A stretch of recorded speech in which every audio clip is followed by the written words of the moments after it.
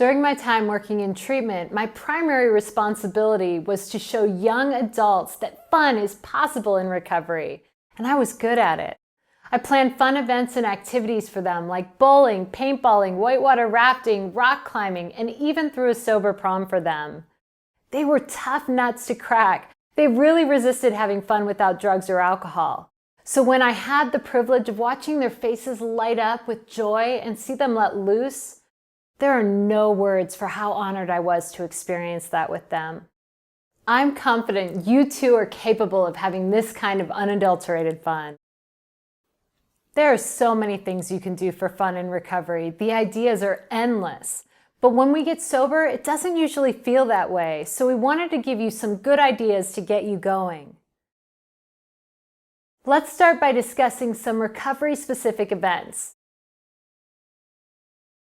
NA and AA have a multitude of conferences each year taking place all over the world. In addition to speakers and panels, there's a good deal of socializing that happens during these events. There are often hospitality suites where you can get food and hang out with other members. Also, some of these conferences have live music or DJs with dancing. These events create wonderful opportunities for bonding with your recovery friends and are also great places to make new friends. Many cities have their own YPAW, which stands for Young People in Alcoholics Anonymous. These groups put on regional conferences and host events for young members to get together and have a good time. YPAWs are quite inclusive. They are for members who are young, those who got sober young, and the young at heart, so all are welcome. ICYPAW, or International Conference of Young People in AA, has an annual conference which takes place in a different city each year. See the resource section below where you can find the YPAW group nearest you. Sometimes recovery meetings will host fun events like potlucks, campouts, retreats, and even music or sporting events. My home group used to have a softball team where we challenged other recovery groups. I'm not very good at softball, but I still had lots of fun. It's also quite simple to discover a wide variety of sober events that take place online.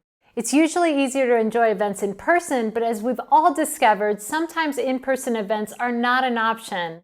The good thing with online events are they can be hosted anywhere in the world, and you can join without leaving your home. Here are some ideas for activities you can enjoy in sobriety with friends and loved ones. Go see some art with your friends. Go to a museum or a gallery. If performing arts are your thing, head to the theater, opera, ballet, or comedy show. For a more relaxing way to enjoy the arts, go to the movies or watch a film at a friend's house. Connect with your friends while getting active outdoors. You can go hiking, bicycling, rock climbing, boating, whitewater rafting, backpacking, or go to the beach where you can enjoy the surf and maybe even go snorkeling. Getting creative can be a fun process on your own, but add others and it can be a ball. Join an art class or collaborate on a painting together. If you and your friends play instruments, have a jam session and rock out.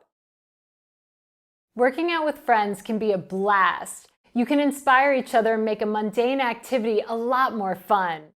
Go to yoga, go for a walk or a run, go to the gym or to a park to kick around a ball or toss a frisbee.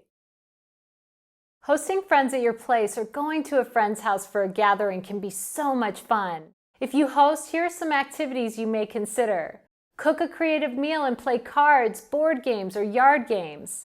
Some of my fondest memories of having fun in recovery involve games. The hilarity that can come from them is priceless, especially active games like charades. If you're an adrenaline junkie like me, sometimes you just need an intense rush. Here's some exciting activities I've enjoyed in recovery. Skydiving, riding motorcycles, parasailing off a cliff in a mountain, riding jet skis, wakeboarding, scuba diving, go-kart racing, paintballing, downhill skiing, and snowboarding. And the biggest thrill of all, in my opinion, bungee jumping. Check out venues that are known for being sober hangouts, like coffee shops or sober bars. If you live in a big town, there are probably tons of cool coffee shops to check out. Also, the popularity of sober bars is on the rise. They're popping up in many cities, so do a quick internet search to see if one is near you. If you have a family or a partner, start incorporating fun back into the picture. Play with your kids, take them to the park or the playground. Build forts and Legos, tickle them.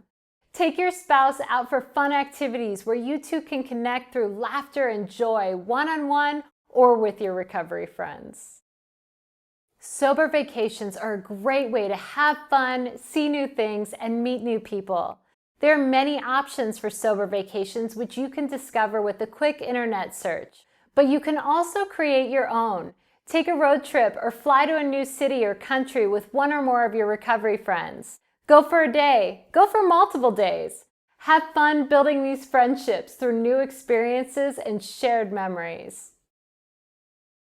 Dancing is one of my all-time favorite activities. It makes me smile, laugh, and feel alive. At first, I didn't think I'd ever be able to go dancing without being loaded. So initially, I got back into this activity slowly. First with going to the dance clubs with my sober friends, and then eventually I was able to go to clubs and festivals with any of my friends, even if I was the only one in recovery. Finding sober events and activities is now easier than ever before with a little internet research. You can Google sober or recovery events near you and search Facebook for groups and pages dedicated to sober events in your area. Meetup.com has a sober activities group. The link can be found below. Conscious community events are also a great thing to search for, as these events will be drug and alcohol free and usually a great place to meet new, healthy, and open-minded friends. We now have the opportunity to make new memories doing the activities we've always enjoyed, and eventually we'll no longer associate these activities with drinking and using. We hope these ideas inspired you to reach out to a friend or a loved one and go have a joyful experience.